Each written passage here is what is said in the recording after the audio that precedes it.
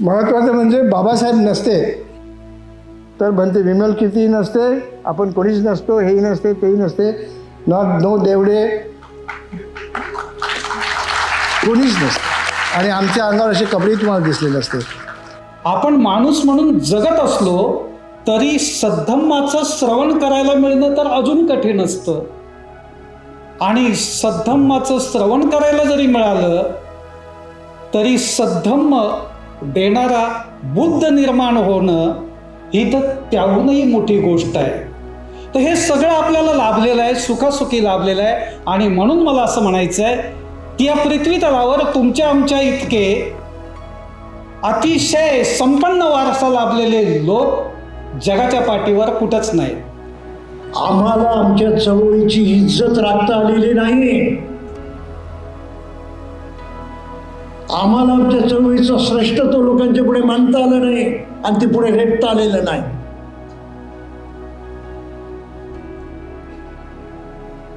आंबेडकरी चळवळीकडे बघितल्यावरती कोणाला कोणता हुरूप येतो, कोणता जोश लागतो, कोणती प्रेरणा लागते, काही नाही. या विषयाचा गेला 25-30 वर्षापासून मी अभ्यास करतोय बारकाईनं आणि जे बाबासाहेब मी अनुभवातून जाणले ते लोकांच्या पुढे मांडण्याचा प्रयत्न करतोय. खूप धोके खाल्ले, लोकांनी खूप धोके दिले, परंतु लोकांना धोकेबाज समजत नाही.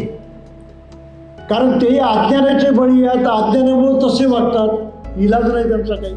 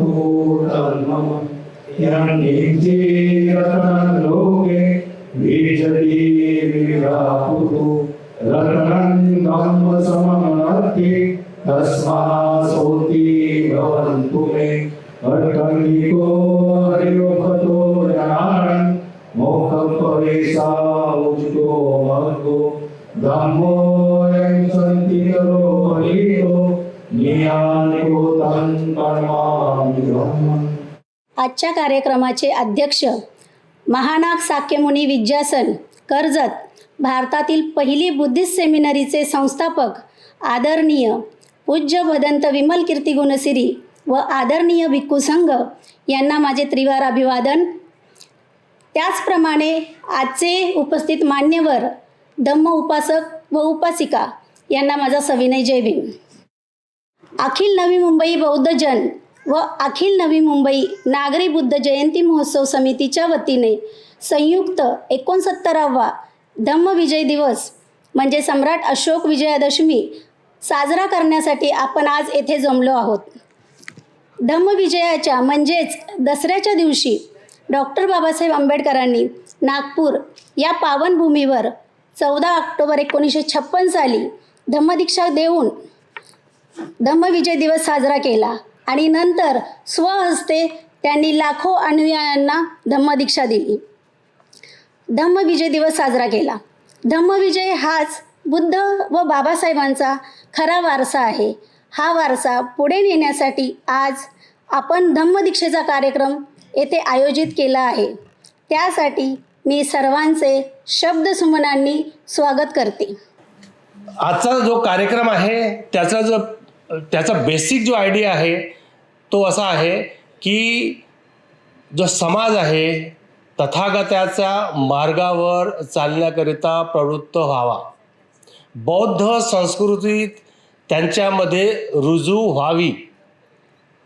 कारण की भंतेजी आहेत, मोठे भंतेजी आहेत, विमल कीर्तीजी, त्यांनी जवळजवळ संपूर्ण विश्व त्यांनी बघितलेलं आहे. बौद्ध संस्कृती काय असते, कसं त्यांनी जतन केलं जातं, हे श्रीलंका, बाकी म्यानमार किंवा थायलंड किंवा बाकीच्या कंट्रीजमध्ये कसं होतं, तर भंतेजींना त्याचा चांगला अनुभव आहे. बाबासाहेबांना अभिप्रेत असलेला धम्म इथल्या जे सामाजिक स्थिती आहे त्यानुसार कसा घडावा म्हणून भंतेजी सातत्यानं प्रयासरत आहेत. किती वर्षापासून प्रयासरत आहेत. नागपूरला त्यांनी सेमिनरी तिथे स्थापित केली, तिथे प्रशिक्षित केले भंतेंना. नंतर आता कर्जतला एक चांगली सेमिनर तिथे बनलेली आहे, तिथे भंतेजी प्रशिक्षित होत आहेत.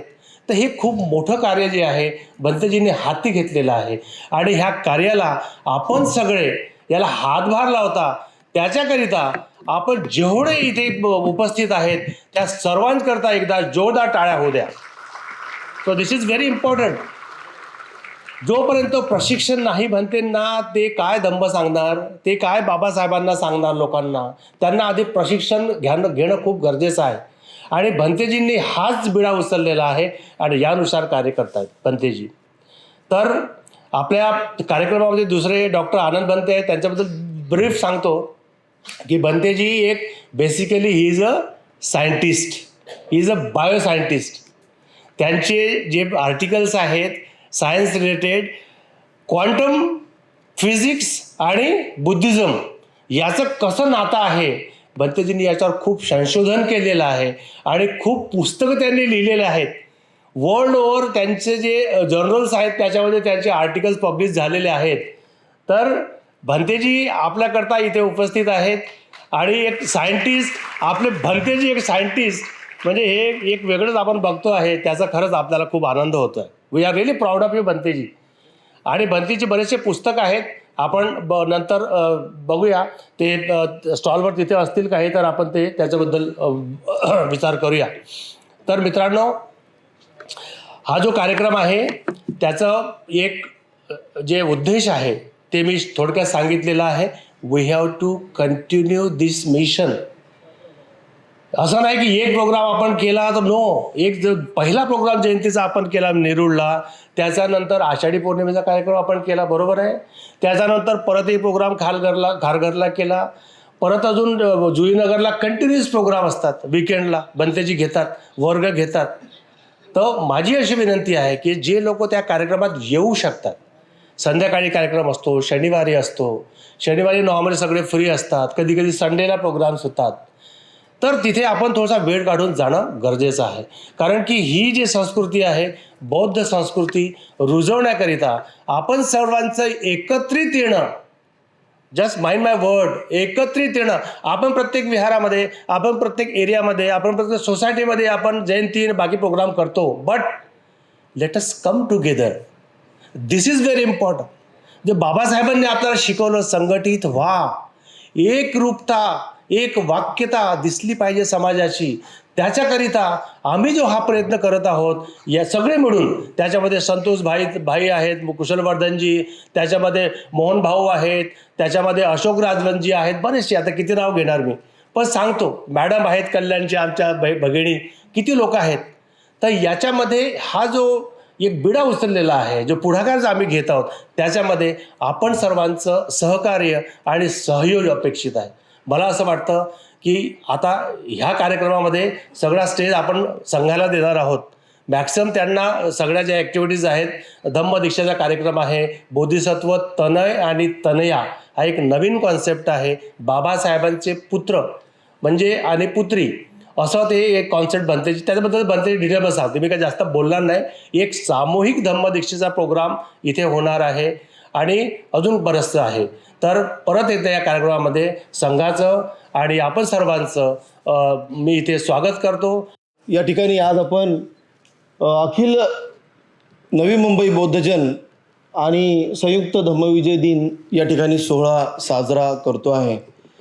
या सोहळ्याप्रसंगी उपस्थित पूज्य वंदनीय भिक्खू संघ, प्रमुख पाहुणे आणि सर्व या ठिकाणी आपण बंधू आणि भगिनींनो, या ठिकाणी खास करून जो सोहळा आयोजित करण्यात आला त्याची पार्श्वभूमी खूप महत्त्वाची आहे आणि त्याच पद्धतीने आपण या ठिकाणी दर्जेदार अशा स्वरूपाची साथ या नवी मुंबईकरांनी या ठिकाणी दिलेली आहे.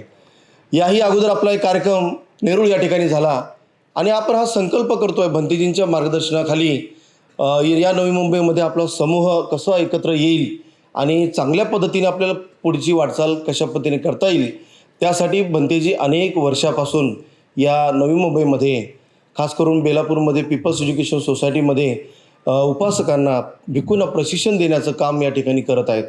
त्याचाच एक भाग म्हणून मागील कार्यक्रमाचा जो या ठिकाणी आपण आढावा बघितला तर तोच एक भाग म्हणून, त्या विचारधारेचा भाग म्हणून आजचा कार्यक्रम आपण या ठिकाणी आयोजित केलेला आहे.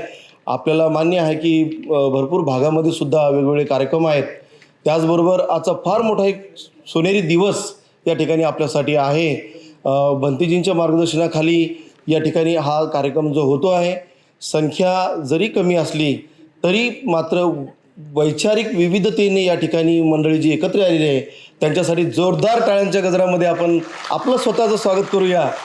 कारण हा आपला नवी मुंबईमधला पहिला कार्यक्रम आहे जो आपण विष्णुदास भावे नाट्यगृहामध्ये या ठिकाणी संपन्न करतो आहे, सादर करतो आहे. आणि म्हणून याहीपेक्षा कार्यक्रम चांगल्या पद्धतीने मोठे कसे उभे राहतील याचा संकल्प आपण प्रत्येकाने या ठिकाणी केला पाहिजे. आपल्याला नवी मुंबईमध्ये हा संपूर्ण आपला समाज कसा एकत्र येईल, कारण आपण इतर या ठिकाणी समाजाची वाटचाल पाहतो, गती पाहतो, परंतु या ठिकाणी आपण वेगवेगळ्या भागामध्ये मोठ्या संख्येने या ठिकाणी आहोत. पुन्हा आम्ही काही भागामध्ये पनवेलसारख्या ठिकाणी, खांदा कॉलनी, कामोठे, खारघर, प्रत्येक आपल्या विहारापर्यंत गेलो, विहारामध्ये जाऊन आपल्या मंडळींना भेटलो.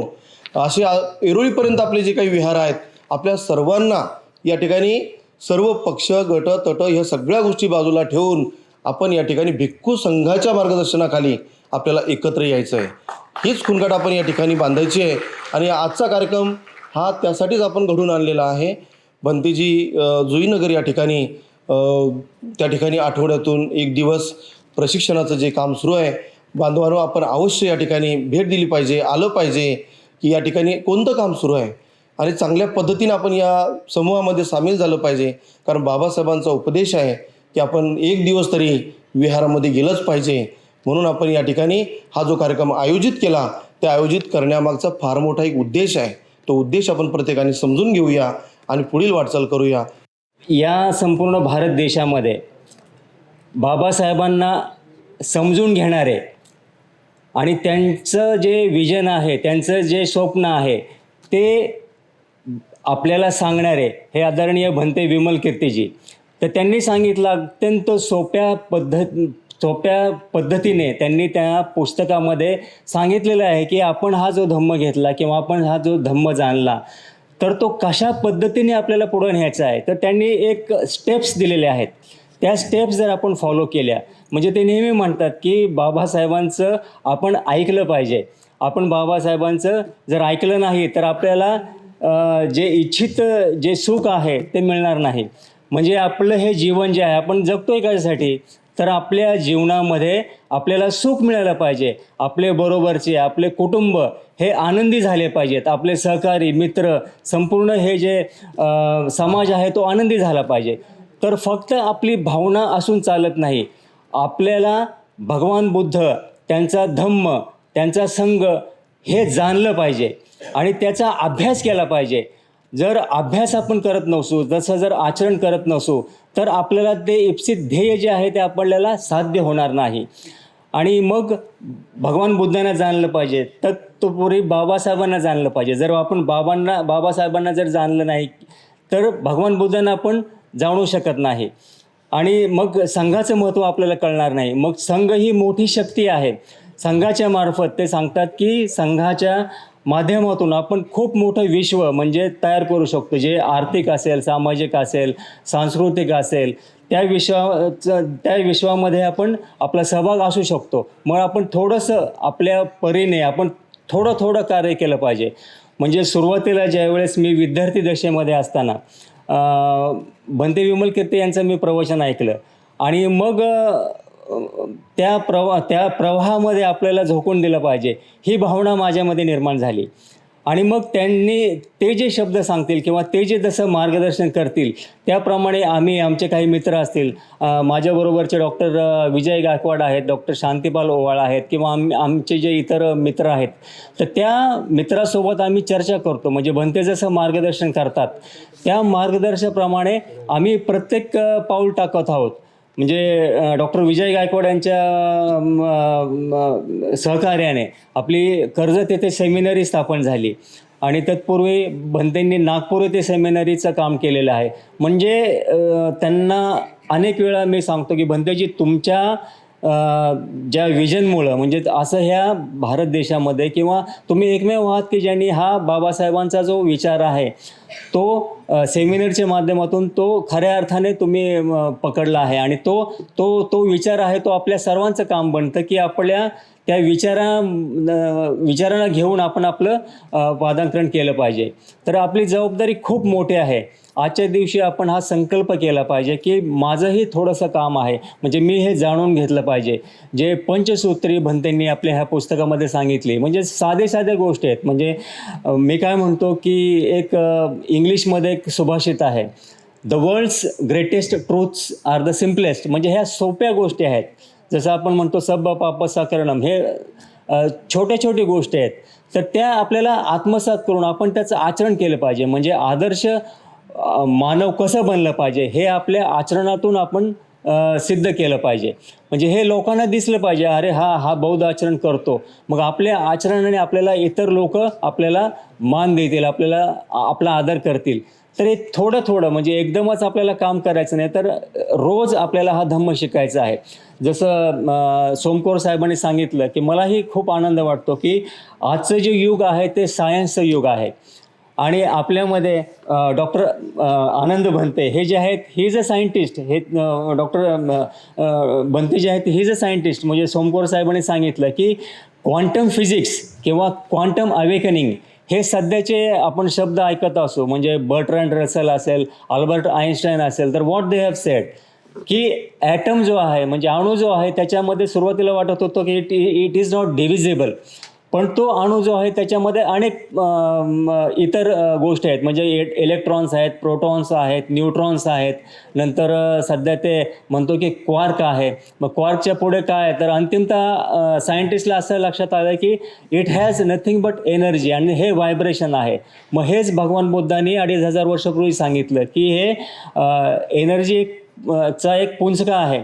मग त्यापासून हे it has the power for expansion as well as contraction. तर हेच म्हणजे संपूर्ण आपलं जे विश्व आहे ते ह्या अणूमध्ये आहे. मग हे जे क्वांटम फिजिक्स आपण ऐकतो किंवा आपण आता बरेचसे सायंटिस्ट बोलतात, तर हे काहीच म्हणजे हे त्यांनी खूप मोठ्या प्रमाणामध्ये सांगितले, तर त्याचा आपण अभ्यास केला पाहिजे. हे आपल्या दृष्टीने कसं महत्त्वाचं आहे. मग ते हे जे भंतेंनी सांगितलं की पंचसूत्री जे आहे म्हणजे धम्म जाणला पाहिजे. धम्म काय आहे तो डीपमध्ये जाणला पाहिजे आणि त्याचं रोज आचरण केलं पाहिजे, वाचन केलं पाहिजे.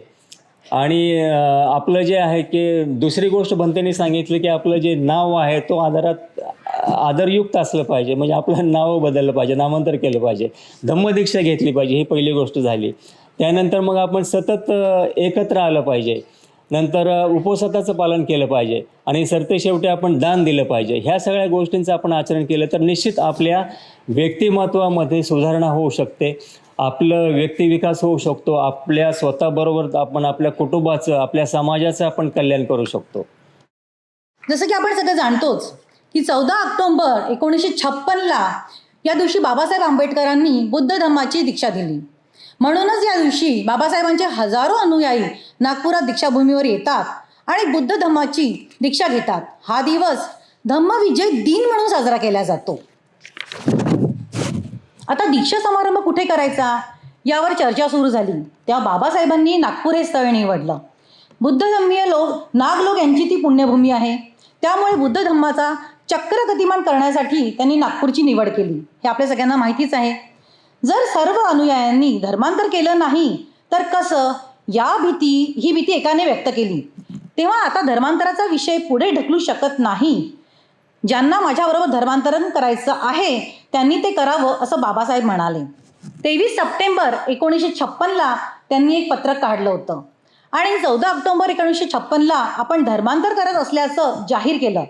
त्यासाठी तेव्हाचे सर्वात वयोवृद्ध भिक्खू महास्तिरवीर चंद्रमणी यांना पाचारण करण्यात आलं. बाबासाहेब आणि माईसाहेब 11 ऑक्टोबरला नागपुरात आले.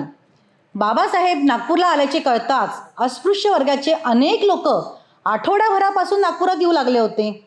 अनेकांनी पांढऱ्या रंगाचे कपडे खरेदी केले आणि बाबासाहेब करे पुकार, बौद्ध धम्म का करो स्वीकार, बाबासाहेब करे पुकार, बौद्ध धम्म का करो स्वीकार अशा घोषणा नागपुरात दुमदुमल्या होत्या. नागपूरच्या दीक्षाभूमीवर आल्यामुळे अनुयायांना स्वाभिमानाने जगण्याची ऊर्जा प्राप्त होते. हे तर आपल्यापैकी सगळ्यांनीच अनुभवलं असेल. अनुभवलेलं आहे ना सगळ्यांनीच? असा टाळ्या वाजवून हातवरती करा. कारण त्यामुळे काय होतं, जगण्याची ऊर्जा प्राप्त होते. एक वेगळंच रक्त संचारतं आतमध्ये. मनात मैत्री, करुणा आणि बंधुभावाचे भाव जागृत होतात.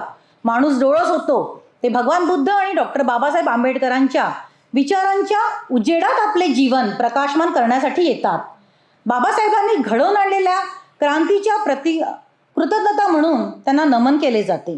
डॉक्टर बाबासाहेबांनी भारतातील प्रत्येक व्यक्तीला भारतीय संविधानाच्या माध्यमातून सन्मानाने आणि भेदभावविरहित जीवन जगण्याचा अधिकार दिला. तर धर्मांतराने नागरिकांना आपले जीवन सुखी, आनंदी आणि कल्याणकारी करण्याचा मार्ग दाखवला. बरोबर आहे?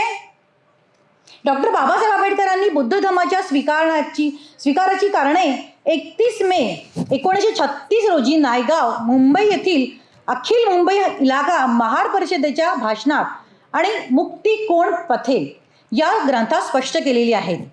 तर बाबासाहेब म्हणतात की बुद्ध धम्म स्वातंत्र्य, समता आणि बंधुता या 3 मूलभूत सिद्धांतांची दीक्षा देतो.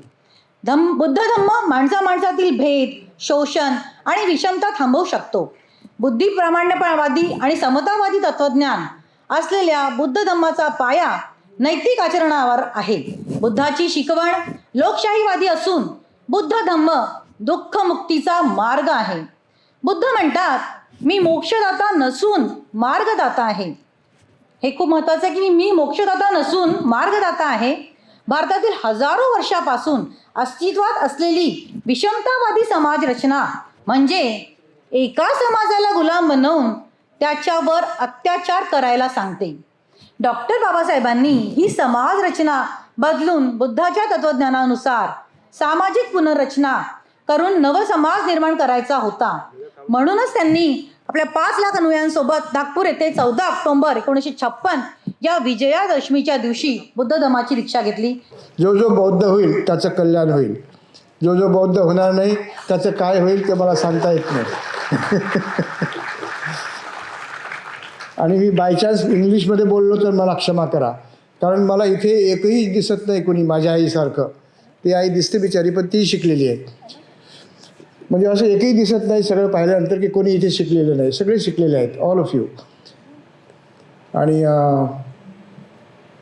त्या ह्या शिकलेल्या, ह्या तर खूप शिकलेल्या आहेत. आता त्या ताई शिकू गेल्या आहेत ना, काय नाव, सोमकोर ताई खूप शिकलेल्या आहेत. सो देवडेकर साहेब जय भीम आहेत ना? हां, मग ठीक आहे. जय भीम असलं, मी मुद्दाम प्रश्न विचारतो. जगात कुठेही जातो ना, पहिले विचारतो तुम्ही जय भीम आहेत का. भिक्खू असला तरी त्यांना विचारतो जय भीम. तर काही भिक्खूंना जय भीम येत नाही, तर मी म्हणतो तुम्ही जय भीम म्हटल्याशिवाय मी काही पुढचंही बोलत नाही. इन फॉरेन वेन आय गो, हां, जेव्हा मी फॉरेन कंट्रीजमध्ये जातो ना, तर जय भीमशिवाय मला काही सुचत नाही. कारण 16 वर्षाचा असताना मी मिलिंद कॉलेजला आलो आणि 60 वर्षाचा झाल्यावर रिटायर झालो. माझं सगळं जीवन मिलिंदला गेलं. आणि जे प्रिन्सिपल पवारसाहेब आहेत, कुठे आहेत ते? पवारसाहेब कुठे आहेत? हां, दिसा ना भगवान बुद्धा, ते माझे विद्यार्थी होते. आता मी त्यांचा विद्यार्थी दिसतो, म्हणजे तसा दिसणे आता, पण ते विद्वान आहेत, मी कमी विद्वान आहे, एवढा फरक आहे. Is a very nice man. तुम्हाला कोणता वर्ग शिकवला मी? BSc ला हां ओ यू इन आर्ट्स, पण तुम्ही फार चांगले होते, म्हणजे आता जसे आहेत तसेच होते. ठीक आहे. कारण त्यावेळेस काय होतं की मिलिंदचे सगळे विद्यार्थी arts commerce all of them, even तुमचं लॉ कॉलेज होतं त्यावेळेला, इंजिनिअरिंग केम आफ्टरवर्ड्स, सगळे एकत्र राहायचे. त्याच्यामुळे तुम्ही मला ओळखत असाल चांगलं, मी तुम्हाला ओळखतो. तुम्ही अजून तरुणच आहेत आणि मी खूप म्हातारा झालो, दिसत नाही पण आहे. ओके. महत्त्वाचं म्हणजे बाबासाहेब नसते तर म्हणते विमल कीर्ती नसते, आपण कोणीच नसतो, हेही नसते तेही नसते, नो देवडे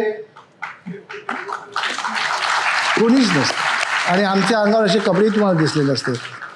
इमॅजिन, माझ्याबद्दल सरांनी खूप सांगितलं, आमच्या डॉक्टर साहेबांनी, is my friend he also, that I am a scientist. मी फक्त सायंटिस्ट बाबासाहेबांमुळे झालो. आणि जेव्हा मला रॉयल सोसायटी ऑफ केमिस्ट्रीने बोलावलं, माझा पेपर कशात होता पहिला माहीत आहे? माझा पेपर होता impact of Mehta Bhavana on consciousness of plants. आणि रॉयल सोसायटी ऑफ केमिस्ट्रीने मला तो पेपर एक्सेप्ट केला आणि मला तिथे बोलावलं, निमंत्रण दिलं. आणि मला आठवण झाली माझी आईची. मग माझी आई फार स्ट्रॉंग बुद्धिस्ट होती, बाबासाहेबाच्या काळात जन्मली होती, मी नंतर जन्मलो तिचं लग्न झाल्यावर, नाही तर मीच जन्मलो असतो पहिले, पण तिच्या पोटी मी आल्यामुळे मी नंतर जन्मलो. तो एक प्रॉब्लेम झाला. पण मला तिने जय भीम शिकवला पहिले, आणि ती एवढी हुशार होती. बाबू म्हणे, आता अर्थात तिचं मराठी तेव्हा तिकडचं नागपूर अमरावतीचं, बाबू म्हणे बाबासाहेबाच्या कॉलेजला शिकायला चाललं ना, तुला 2 रुपये देते म्हणे, कारण दिवसभर गवत कापलं 2 रुपये मिळाले मला, विकलं संध्याकाळी तर. पण हे 2 रुपये केव्हा देईन तुला मी? तू जर बाबासाहेब आंबेडकर कॉलेजला शिकायला गेल्यानंतर तिथून लंडनला शिकायला गेला तर 2 रुपये. म्हटलं मा असं कुठे असतं काय 2 रुपयात लंडन? पण तिच्या भावना बघा ना, म्हणजे बाबासाहेब आंबेडकरांनी अडाणी माणसांना किती किती ओतलं, किती भरलं डोकं. म्हणजे त्यांनी बुद्ध भरला बाबासाहेबांनी एकाच दिवसात सगळ्यांच्या 5 लाखांच्या डोक्यात, आणि देन जन्म झाल्यावर आमच्याही डोक्यात, आणि शिकायला कुठे? लंडनला. आणि मग ते पेपर माझा एक्सेप्ट झाला. मी आईला, जिवंत होती माझी आई, मेली नाही नंतर, म्हणजे लवकर नाही मेली माझी आई, लवकर मेली नाही. हां, त्याचं कारण ही बाबासाहेबच. ती मला नेहमी, मी म्हटलं मा तू केव्हा मरशील? खरंच हां, कारण ते भिक्खू अमेरिकेचे होते ना, बनते राहुला, दरवर्षी यायचे तुमची आई केव्हा मरते विचारायचे. स्ट्रेंज हां. मी म्हटलं बनते तुम्ही हाच प्रश्न का विचारता? तर म्हणे त्यांनी मला म्हटलं की मी मेल्याशिवाय माझा पोरगा भिक्खू होत नाही. इट्स ट्रू, फॅक्ट आहे ही. आणि मी ते यायचे ना, तर दरवर्षी तसेच नाराज होऊन जायचे. वेन डू युअर मदर डाय मला विचारायचे. म्हटलं मला असतं माहीत नाही, तर मी सांगितलं नसतं काय. सो असे ते बनते राहुला, ज्यांचा माझा परिचय 1974 झाला पानचक्कीमध्ये. He came as a hippie, but he became a Buddhist monk in Sri Lanka. आणि मग त्यांची माझी मैत्री एवढी झाली की मी त्यावेळेला शिकत होतो BSc फायनलला, पण नंतर मी प्राध्यापक मिलिंदलाच झालो. पण मी एक ठरवलं होतं, जर मिलिंदला प्राध्यापक नाही झालो 3 दिवसात आफ्टर MSc, तर मी भिक्खू बनेल. पण मी बाय चान्स 3 दिवसातच म्हणजे प्राध्यापक झालो. आणि I was so very happy. म्हणजे माझं भिक्खू पण गेलं म्हणून हॅपी नाही हां, पण माझ्या विद्यार्थ्यांना मला शिकवता येईल आणि माझ्या गरीब पोरांना शिकवता येईल. आणि तिथे मग माझी नंतर भेट 80मध्ये भंतेंची झाली. Bhante is a great man ना, पण त्यांचं पुस्तक तुम्ही वाचाच. म्हणजे बाबासाहेबांचं जे असं काम आहे ना, प्रबुद्ध भारताचे Bodhisattva mission. So this is very important book. नंतर सखोल अभ्यास करा त्या पुस्तकाचा, कारण त्यांनी काय केलं की बाबासाहेबांना पूर्ण आयुष्यभर ते वाचत गेले. बाबासाहेब खूप त्यांच्या डोक्यात आहेत, मनात आहेत, प्रत्येक अणुरेणूत आहेत डॉक्टरांनी म्हटल्याप्रमाणे. आणि इट्स जस्ट नॉट अणुरेणू, it's the energy moving through him to you, to me, to everyone. Like Babasaheb is still with us. म्हणजे बाबासाहेबांचं शरीर आपल्यासोबत नाही, पण बाबासाहेबांचे विचार, मन, बाबासाहेबांशिवाय आपण एक दिवस नाही. That's what we are, and that's what we should learn from the monk. भंतेंचं वैशिष्ट्य म्हणजे त्यांनी बाबासाहेबांचे सगळे संदर्भ घेऊन पुस्तक लिहिलं आहे. ते म्हणजे त्यांनी फक्त आपल्याला दिशा दाखवली, जी बाबासाहेबांनीच ऑलरेडी दाखवलेली आहे आपल्याला. ओके, ते फार महत्त्वाचं आहे. आणि परिशिष्टमध्ये त्यांनी सगळा तो त्याचा गोश्वारा, त्याचा सगळं बाबासाहेबांनी दिलेला कार्यक्रम, योजना, उपाय आणि दिशा हेच शेवटच्या त्यात सांगितलं आहे. Page number 122 to page number 124 of this book. Right, please वाचा. ते इंग्लिशमध्ये आहेत गोश्वार परिशिष्ट, पण पुस्तक त्यांनी मराठीत जे दिले, बाबासाहेबांचे जे संदर्भ दिलेत ते क्लासिकल आहेत आणि ते तुम्ही नेहमीसाठी डोक्यात ठेवा. तर तुमची मुलं मोठी होतील, तुमचे नातू मोठे होतील. नातू कोणी दिसते? एक नातू कमी का आलेत माहीत नाही. अच्छा, आजकाल नातू येतच नाहीत, इंग्लिश मिडियममध्ये आहेत. तर इंग्लिश मिडियममध्ये जर पोरं शिकत असतील तर आजीकडे एक फायदा होतो आजांचा. ज्यांना इंग्लिश येत नाही त्यांना इंग्रजी पहिली शिकवतात नातू, तर त्यांना आपोआपच, जशी माझी आई मला म्हणायची कॅंकुंग, तर कॅंकुंग समजते का तुम्हाला? कॅंकुंग म्हणजे थँक्यू. तर मी जेवल्यावर this thing I to go to college to teach, पायी जायचं. मिलिंद कॉलेज जवळ होतं माझ्या त्या खोलीपासून, भाड्याची खोली होती. माझी आई जेवलं की मी एक दिवस तिला थँक्यू म्हटलं नाही. तर म्हणे बाबू तू काहीच म्हटलं नाही म्हणे आज. म्हटलं मा काय म्हणायचं होतं? तू कॅंक्युंग म्हटलं नाही म्हणे आज. इंग्रजी माझी आई कॅंकुंग म्हणजे thank you. So that was my mother, that is your mother. तर तुमच्या आज्या वगैरे त्यांना इंग्लिश येईल, पण माझी विनंती आहे विहारात जाताना प्लीज आपल्या सगळ्या नातवांना, सगळ्या नातींना, आपल्या मुलांना, मुलींना, सुनेंना अगोदर न्या. सुनेंना का म्हटलं असेल मी? हसू नका, तुम्हाला जास्त अनुभव आहे. सगळ्या सुनेला, एका सुनेला नेलं की तिचे 2 लेकरं तिच्यासोबत जातातच. आणि सुनेसोबत आपला मुलगा, म्हणजे मुलगा, सून, सासू सगळे एकत्र विहारात गेलेच पाहिजे. आणि भंतेंचं तुम्ही ऐकलंच पाहिजे. आणि बाबासाहेब घरात वाचलं पाहिजे. घरात 3 महत्त्वाचे पुस्तक पाहिजेत. Number 1 book Buddha and his Dhamma, दोन्ही कॉपीज, इंग्लिश आणि मराठी. कोणी लिहिलेलं? बाबासाहेबांनी लिहिलं. सेकंड व्हेरी इम्पॉर्टंट बुक बाबासाहेबांचं चरित्र, धनंजय कीरांचं, इंग्लिशमध्ये आणि मराठीमध्ये दोन्ही कॉपीज ठेवा. आणि आपल्या नाता आणि नातीकडून ते वाचून घ्या, पाठ करून घ्या जमलं तर. आणि त्यांना समजलं नाही तर मी मरेपर्यंत, म्हणजे मी जिवंत असेपर्यंत, मी 5 वर्ष मेलो नाही तर, आता तर मरतच नाही, 1 अर्धा तास, म्हणजे कारण मला बोलायला सांगितलं ना, हे कुठे मरू देतील मला, हे फुकट्याचं खाऊ घालत नाहीत, तुम्हाला माहीत नाही. ते बोलावतात म्हणजे बनते एवढं बोला म्हणजे तुम्हाला एवढंच दान, एवढंच जेवण, असं सगळं आहे तिकडे. सो मी मजाक करतो, that is my very close friend. पण बाबासाहेब, नथिंग बियॉन्ड बाबासाहेब. लेकरांना बाबासाहेब शिकवा. बंधू आणि भगिनींनो, मी प्रथम तुम्हाला धम्मचक्र प्रवर्तन दिनाच्या हार्दिक शुभेच्छा देतो. बौद्ध धम्माचा स्वीकार हा बाबासाहेबांनी सुरू केलेल्या मुक्ती लढ्याचा एक महत्त्वाचा उत्कर्ष बिंदू आहे असं मी मानतो. किंबहुना बौद्ध धम्म स्वीकार ही फार मोठी गोष्ट या देशामध्ये घडलेली आहे आणि या घडलेल्या ऐतिहासिक घटनेचे आपण वारसदार आहोत. धम्मपदाच्या बुद्धवग्गोमध्ये असं म्हटलेलं आहे, किच्चो मनुस्सपटिलाभो किच्चन मच्चान जीवितं किच्चन सद्धम्म सवणं किच्चो बुद्धानुपादो. म्हणजे याचा भावार्थ असा आहे, एक तर माणसाचा जन्म मिळणं दुर्लभ असतं.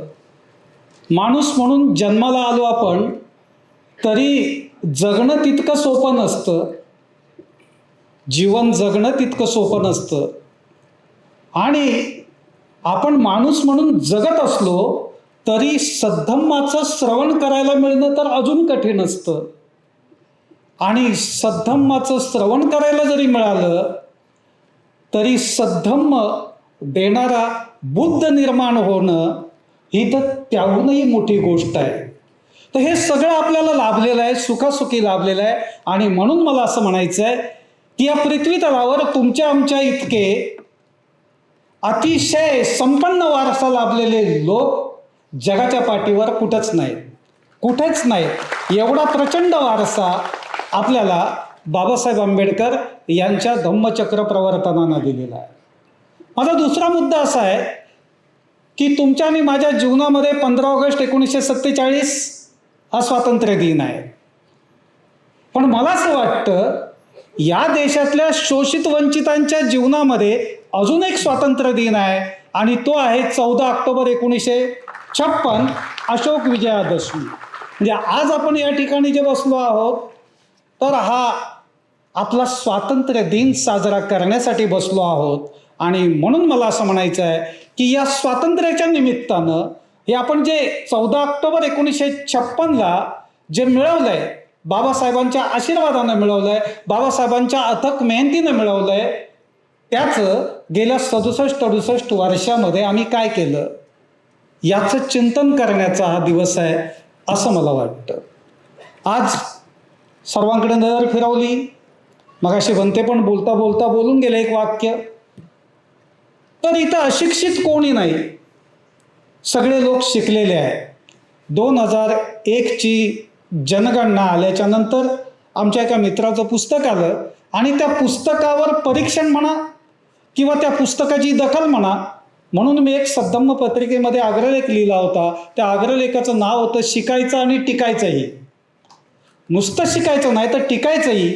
तर 2001ची जनगणना असं सांगते की बौद्धांचं, विशेषतः महाराष्ट्रातल्या बौद्धांचं साक्षरतेचं प्रमाण हे 72.7 आहे आणि बौद्ध स्त्रियांचं साक्षरतेचं प्रमाण 72.2 आहे. की 2001चं आहे, साधारणतः 20-25 वर्षापूर्वीची गोष्ट आहे. आज जर आपण पाहिलं, कारण मध्ये जी 2021ची जनगणना व्हायला पाहिजे होती झाली नाही, तिचे जर आकडे उपलब्ध झाले असते तर मी निश्चित सांगतो की बौद्धांचं साक्षरतेचं प्रमाण हे 100% वर गेलेलं आहे. आणि हे धम्मचक्र प्रवर्तनाचं एक प्रकारचं फलश्रुती आहे असं आपण म्हणू शकू. प्रचंड बदल झालाय, प्रचंड परिवर्तन आलंय. ज्याच्यासाठी केला होता अट्टहास ते सगळं काही आपल्याला या धम्मचक्र प्रवर्तनानं दिलेलं आहे. आणि म्हणून मित्रांनो, आजच्या दिवशी या सगळ्या गोष्टीचं आपण स्मरण केलं पाहिजे. या निमित्तानं मला वेळ दिला आहे जागेशजीने 20 मिनिटाचा. मी ज्या ज्या ठिकाणी जातो त्या त्या ठिकाणी सांगतो की बाबा प्राध्यापक पण म्हणता आणि 20 मिनिटात तुमचं संपवा असंही सांगता, तर नाही चालायचं. साधारणतः 40-45 मिनिटं तर द्या आम्हाला, म्हणजे पूर्णपणे विषय मांडता येईल. पण माझा दुसरा मुद्दा असा आहे की जसं हा धम्मचक्र प्रवर्तन दिन आमचा स्वातंत्र्य दिन आहे, तशीच महत्त्वाची गोष्ट अशी आहे की आपण धम्मचक्र प्रवर्तनाच्या नंतर जी आपल्याला ही एवढी चांगली अवस्था प्राप्त झालेली आहे, तर अजूनही चांगली अवस्था प्राप्त झाली असती तर ती अवस्था अशी की बाबासाहेबांचं जर आपण म्हणणं ऐकलं असतं तर. श्याम हॉटेलमध्ये बाबासाहेबांनी जी मुलाखत दिली पत्रकारांना आदल्या दिवशी, त्या दिवशी पत्रकारांनी विचारलं की राजकारणाचं काय करणार, शेड्यूल कास्ट फेडरेशनचं काय करणार. तर बाबासाहेब म्हणतात मी शेड्यूल कास्ट फेडरेशनचा साधा सभासदही राहणार नाही. मुलाखत उपलब्ध आहे. शेड्यूल कास्ट फेडरेशनचा साधा सभासदही राहणार नाही तर मग काय करणार. तर बाबासाहेब असं म्हणतात मला मिशनरी व्हायचंय, मला मिशनरी व्हायचंय. प्रबुद्ध भारताचे बोधिसत्व मिशन बंतेजींचं पुस्तक आहे. तर बाबासाहेबांना मिशनरी व्हायचंय हा मुद्दा जर आपण लक्षात घेतला तर मी स्वतः बाबासाहेबांच्या मुक्ती लढ्याचं जे विश्लेषण करतो किंवा त्याच्यावर भाष्य करताना ज्या ज्या ठिकाणी जातो त्या त्या ठिकाणी एक गोष्ट मी सांगतो ती अशी की बाबासाहेबांनी त्यांच्या हयातीमध्ये शोषित वंचितांच्या उद्धाराची जी चळवळ सुरू केली ती चळवळ त्यांनी स्वतःच 14 ऑक्टोबर 1956 साली थांबवली. ही चळवळ कशाच्या विरोधात होती? तर ही चळवळ वर्णव्यवस्थेच्या विरोधात होती. ही चळवळ कशाच्या विरोधात होती? तर ब्राह्मणी धर्मातल्या विषमतेच्या विरोधात होती. मग त्या व्यवस्थेतूनच जर आपण बाहेर पडलो असेल तर मग चळवळ करायची कशासाठी, असा प्रश्न निर्माण होतो. आणि म्हणून मी असं म्हणतो, बाबासाहेबांनी 14 ऑक्टोबर 1956ला स्वतः सुरू केलेली चळवळ थांबवली म्हणणं जर तुम्हाला थोडंसं वेगळं हे वाटत असेल तर तुम्ही असंही म्हणू शकता की 14 ऑक्टोबर 1956ला आंबेडकरी चळवळ बुद्धिस्ट मिशनमध्ये कन्वर्ट झाली. असं जर या चळवळीचं आपण त्याचा अर्थ निर्धारण केलं तर मग एक गोष्ट आपल्या लक्षात येईल की 1956च्या नंतर आम्हाला चालवायचं होतं ते मिशन, चळवळ नाही, असा एक अर्थ याच्यातून ध्वनित होतो. 1956च्या नंतर बाबासाहेबांना अभिप्रेत असलेलं बुद्धिस्ट मिशन जर आपण गतिमान केलं असतं तर भारत बौद्धमय होण्याचं बाबासाहेबांचं जे नियोजन होतं ते सक्सेस झालं असतं, यशस्वी झालं असतं. पण आपण काय केलं?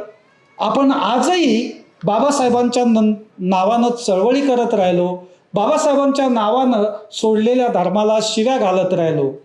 अण्णा इथं बसलेले आहेत, आमचे सिद्धार्थ मेश्रामजी पण इथे समोर बसलेले आहेत, दोघेही आमच्या सद्धम्म पत्रिकेचे वाचक आहे. त्या दोघांनाही माहिती आहे की मी सद्धम्म पत्रिका सुरू केल्यापासून 1999ला मी भूमिका घेतली होती ती अशी, सोडलेल्या धर्माला शिव्या घालण्यापेक्षा स्वीकारलेल्या धम्माच्या आपण ओव्या गाऊया.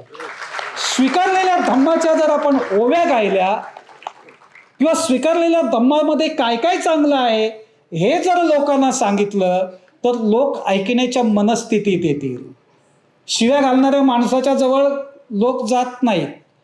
जर ओव्या गाणारा असेल तर त्याच्याजवळ लोक येतात. तर तुम्ही बौद्ध धम्माचं चांगलं काय आहे ते तुम्ही सांगा. आपल्याला मगाशी सरांनी जे सांगितलं, आपलं आंबेडकराईट एज्युकेटर्स ग्रुप आणि आपल्या ॲक्टिव्हिटीज याच्या बाबतीत बोलणार आहे. तर आपल्या तरुण पिढीने पुढे गेलं पाहिजे आणि पुढची पिढी ही कुठल्याही क्षेत्रात प्रवाहाच्या मागे नसावी. म्हणून Ambedkarite educators group AEG Maharashtra या नावाने आपण काम करतो.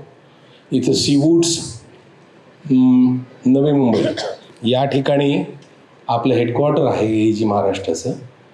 आणि तिथं आपण आपल्या तरुण पिढीकरिता परदेशात शिक्षण, करिअर, जपान येथे नोकऱ्या किंवा त्या संदर्भातली प्रक्रिया, आपले जे कॉर्पोरेट क्षेत्रात काम करणारी मिडल मॅनेजमेंट, ज्युनियर मॅनेजमेंट या लेवलची जी मंडळी आहेत त्यांना सिनियर मॅनेजमेंटमध्ये जाण्यासाठी IIMs, IITs, ivy league schools या सगळ्या ठिकाणचं प्रशिक्षण आणि त्याचं प्रक्रिया मार्गदर्शन, त्याचबरोबर आपली जी पिढी आहे ही नवीन पिढी 8वी ते 10वीतली ही जी लेकरं आहेत त्यांना योग्य वेळी हँडहोल्डिंग करणे आणि कोटा, राजस्थान येथे हे जे स्पर्धा परीक्षांचं म्हणजे IIT आणि या सगळ्या परीक्षांचं माहेरघर आहे तिथलं प्रशिक्षण उपलब्ध करून देणे, अशा प्रकारातली कामं आपलं AEG महाराष्ट्र जे आहे ते करतं.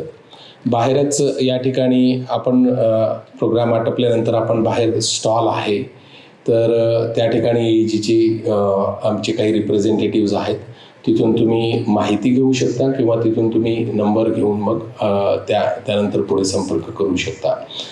सगळ्यांना सीवूड्सचा मॉल माहिती असेल, सीवूड्सचा ग्रँड सेंट्रल मॉल, तिथे टॉवर 2 मध्ये आंबेडकराईट एज्युकेटर्स ग्रुपचं हेडक्वार्टर आहे, ऑफिस आहे आणि त्याच ठिकाणी सगळं मार्गदर्शन मिळतं.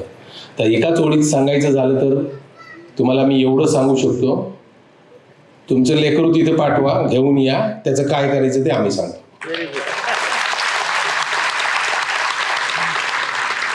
उच्चभ्रू वस्त्यांमध्ये आज घडीला जाऊन बघितलं तर त्या वस्त्या खाली आहेत, ओसाड पडलेल्या आहेत, सगळी पिढी बाहेर आहे. दरवर्षाकाठी 10-10 लाख पोरं इथून परदेशात शिकायला जाऊन तिकडे करिअर करू लागलेत. आपले पोरं कुठे आहेत किंवा आपली पिढी कुठे आहे, कसं करता येईल, काय करता येईल या गोष्टीवर विचारमंथन करून सर्वसाधारण पालकाला झेपेल आणि परवडेल, ज्याला झेपत नाही त्यासाठी वेगळी व्यवस्था, असं साऱ्याच पद्धतीचं तंत्र एक नियोजन करून आहे त्या लेकराचं करिअर चांगलं कसं होईल, या देशात असो का त्या देशात असो, यासाठी आम्ही काम करतो. आपलं भविष्य कसं घडणार आहे आणि हा जी शिकवण जो दिवस आपण ज्यासाठी साजरा करतो आहे ते आपल्या कसं कामी पडणार आहे याचाच विचार केला नाही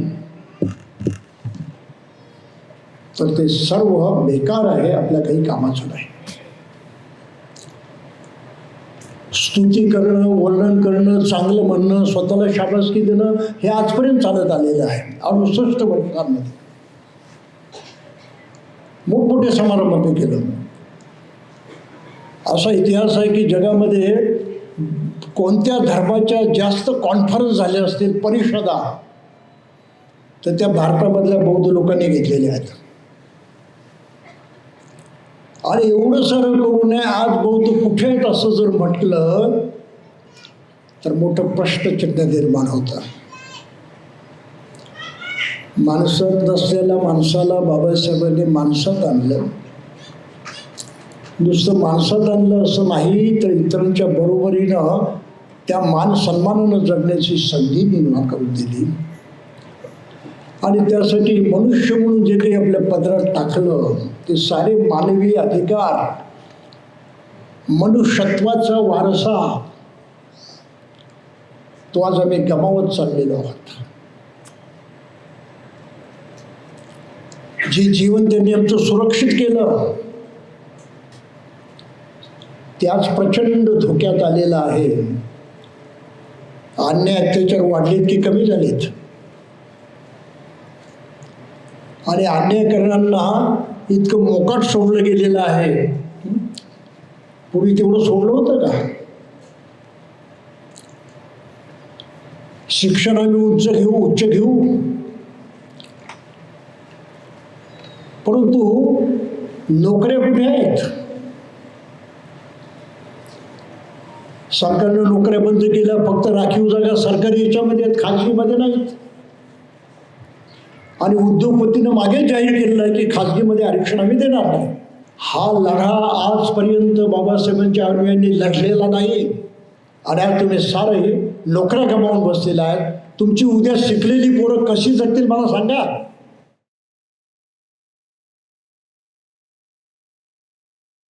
शिक्षणाचं खाजगीकरण होत चाललेलं आहे. या समाजात किती श्रीमंत माणसं जे आपल्या पोरांना शिक्षण देतील पैसा खर्च करून? मेजॉरिटी गरीब आहे. त्यांना उद्या बालवाडीत सुद्धा पोरांना टाकता येणार नाही, एवढी तिथे फी भरावी लागेल. शिक्षणाचं खाजगीकरण करून पुन्हा या देशातल्या बहुजनांच्या वरती गरिबी, लाचारी आणि अज्ञानाची ही परिस्थिती लागली जाते आहे.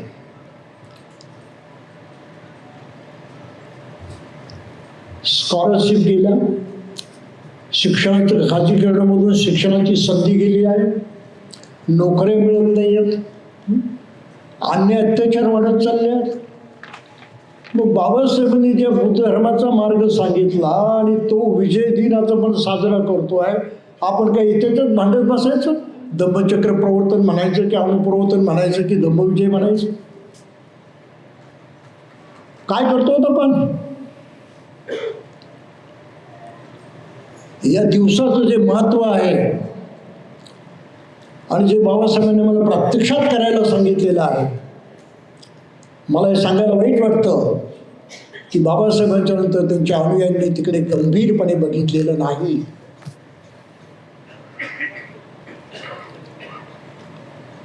मुळीच विचार केला नाही असं नाही.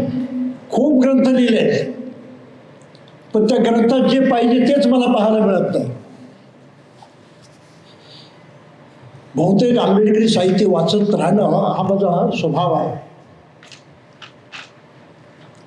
पण तो आंबेडकरी साहित्यानं बाबासाहेबांना न्याय नाही दिला.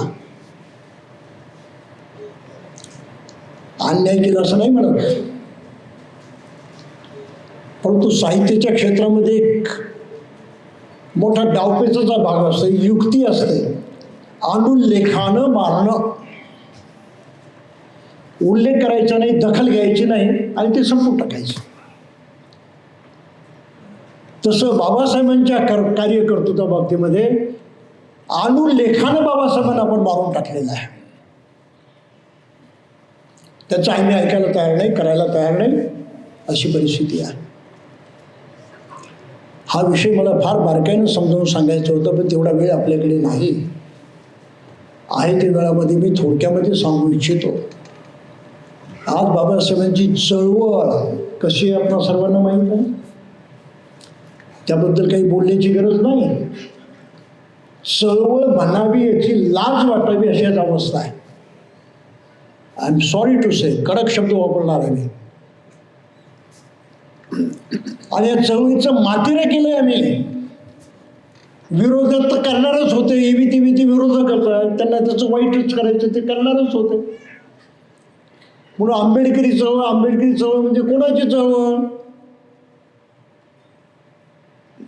ही मागासवर्गीयांची चळवळ,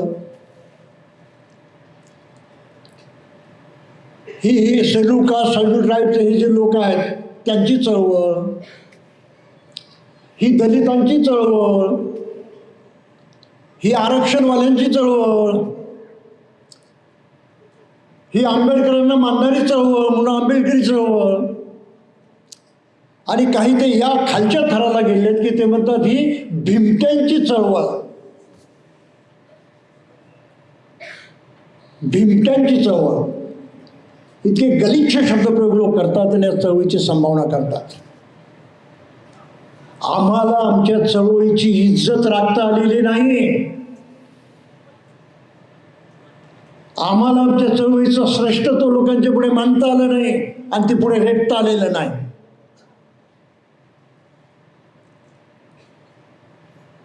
आंबेडकरी चळवळीकडे बघितलं की कोणाला कोणता हुरूप येतो, कोणता जोश लाभतो, कोणती प्रेरणा लाभते, काही नाही. या विषयाचा गेला 25-30 वर्षापासून मी अभ्यास करतोय बारकाईनं. आणि जे बाबासाहेब मी अनुभवातून जाणले ते लोकांच्या पुढे मांडण्याचा प्रयत्न करतोय. खूप धोके खाल्ले, लोकांनी खूप धोके दिले, परंतु मी लोकांना धोकेबाज समजत नाही. कारण ते अज्ञानाचे बळी आहेत, अज्ञानामुळे तसे वागतात, इलाज नाही त्यांचा काही. पण त्यामुळे चळवळीचं वाटोळं झालेलं आहे याची मात्र लोकांनी दखल घेतलेली नाही. म्हणून बाबासाहेबांच्या चळवळीला आंबेडकरी चळवळ म्हणू नये असं मला सांगायचं आहे. ते मी या पुस्तकामध्ये नमूद केलेलं आहे. आंबेडकरी चळवळ शब्द सोडून द्या, बाबासाहेबांच्या चळवळीला म्हणून बोधिसत्व मिशन म्हटलेलं आहे. नुसती बाबासाहेबांची चळवळ नाही, आंबेडकरांची चळवळ नाही, परिपूर्ण मानवतेच्या दिशेने घेऊन जाणारे बाबासाहेब होते. त्या धम्माकडे, त्या बुद्धाकडे घेऊन जाणारे बाबासाहेब होते. आणि त्या मार्गाने जो आक्रमण करतो त्याला पाली भाषेमध्ये बोधिसत्व म्हणतात. बाबासाहेबांची चळवळी बोधिसत्वाची चळवळ आहे. आणि तिची व्याख्या आजपर्यंत कोणी केलेली नाही, पण मी त्याची व्याख्या केलेली आहे. प्रथमतः 68 वर्षामध्ये कोणी व्याख्या केलेली नाही आंबेडकरी चळवळीची. ती व्याख्या मी आपल्याला वाचून दाखवतो, त्याचं स्पष्टीकरण मी करणार होतो पण तेवढा वेळ नाही. म्हणून बोधिसत्व मिशन म्हणजे अमानुष किंवा अमानुष माणसाला माणूस बनवून अखिल मानवतेच्या उद्धाराला, उन्नयनाला आणि सर्वांगीण कल्याणाला वाहून घेतलेली चळवळ होय. या चळवळीपेक्षा दुसरा आदर्श जगात दुसरा कुठला नाही. एवढं बाबासाहेबांचं उत्तुंग कार्य, गगनाला भेदणारं आम्ही ते दलित वाड्यामध्ये कोंडून टाकलेलं आहे, दलितांच्या कोंडवाड्यात कोंडून टाकलेलं आहे. आणि बाबासाहेबांची चळवळ म्हणजे काय? भीमराव माझा, बोला पुढचं, माहीत आहे ना? दलित वाड्यात कोंडलं तुम्ही बाबासाहेबांना, काय उत्तर आहे आपल्या याच्यावरती? तुम्ही बाबासाहेबांना दलित केलं, संकुचित केलं, कोंडवाड्यात डांबलं त्यांना. विश्वाला व्यवस्थित घालण्याचं त्यांचं कार्य, त्यांची उंची, त्यांची श्रेष्ठता आम्ही खुची करून टाकलेली आहे. म्हणून मला हे पुस्तक लिहावं लागलं. ते आपण नीट लक्षात घ्या. मी अधिकृतपणे धम्मदीक्षा घेऊन सद्धम्मिक बने. माझ्या जीवनातील जातीवाचक सर्व चिन्हे, कर्म आणि नाव आडनाव यांचा त्याग करून चांगले नाव, चांगले चिन्ह, चांगले कर्म धारण करेल. चित्तशुद्धीसाठी दर रविवारी परिवारासह अष्टशील ग्रहण करून उपोषण व्रताचं पालन करील. बंधुत्वातून माणुसकी जोपासण्यासाठी मी दर रविवारी विहारात किंवा सार्वजनिक बैठकीत हजर राहील. माझ्या स्वकष्टार्जित कमाईचा 20वा भाग धम्म कार्यासाठी दान देईल. मी दान, शील, मैत्री आणि करुणा यांच्या पालनातून सर्व मनुष्य आणि प्राणी मात्रांप्रती माणुसकीने वागून शांती आणि न्याय स्थापन करण्याचा प्रयत्न करेल. माझ्या या प्रतिज्ञाबद्धतेने सर्व मंगल हो. भवतु सर्वमंगलम. भवतु सर्वमंगलम. भवतु सर्वमंगलम. आजच्या या संयुक्त धम्मविजय दिनाच्या कार्यक्रमाला उपस्थित उच्च भदंत विमल कीर्ती गुणश्री, आदरणीय भिक्खू संघ, सर्व मान्यवर बंधू आणि भगिनीचं मी अखिल नवी मुंबई बौद्धजन यांच्या वतीने आपणा साधुवाद आणि आभार व्यक्त करतो. तसेच हा कार्यक्रम यशस्वी करण्यासाठी ज्यांनी प्रत्यक्ष आणि अप्रत्यक्ष सहकार्य केलं त्यांना देखील साधुवाद आणि आभार व्यक्त करतो. तसेच ज्या दायकांनी या कार्यक्रम यशस्वी करण्यासाठी दान दिलं त्यांचं देखील साधुवाद आणि आभार व्यक्त करतो. जसं नवी मुंबईकरांच्या वतीने हा सार्वजनिक धम्मविजय दिवस हा पहिलीच वेळेस साजरा होत आहे, याचा आपल्याला आनंद होत आहे. आणि हे सर्व शक्य झालं भंते विमलकीर्ती गुणश्री यांच्या मार्गदर्शनामुळं. त्यामुळं आपल्याला एक जिम्मेदारी पण आलेली आहे की दरवर्षी आपल्याला हा मोठ्या प्रमाणावर संयुक्त धम्मविजय दिनाचा कार्यक्रम साजरा करण्याची जिम्मेदारी आपल्याला आलेली आहे. तर आपण ही सर्व नवी मुंबईकर म्हणून आपण स्वीकारू. आणि भंतेंनी ज्याप्रमाणे सांगितलं आपल्याला की आपण बोधिसत्व तनय आणि बोधिसत्व तनया म्हणजेच बोधिसत्व पुत्र आणि बोधिसत्व कन्या हे जे सूत्र आहे ह्या सूत्राला बांधून बाबासाहेबांचं कार्य करण्याची जी आपण जिम्मेदारी आपल्याला भंतेंनी दिलेली आहे, हे कार्य स्वीकारण्याची आपण नवी मुंबईकरांच्या वतीनं भंतेंना असं शब्द देऊ किंवा त्यांना असं वचन देऊ की आम्ही ही मोठ्या प्रमाणावर स्वीकारण्याची जिम्मेदारी करूया की नाही? वाटतंय का करूया की नाही? हात वर करून सांगा.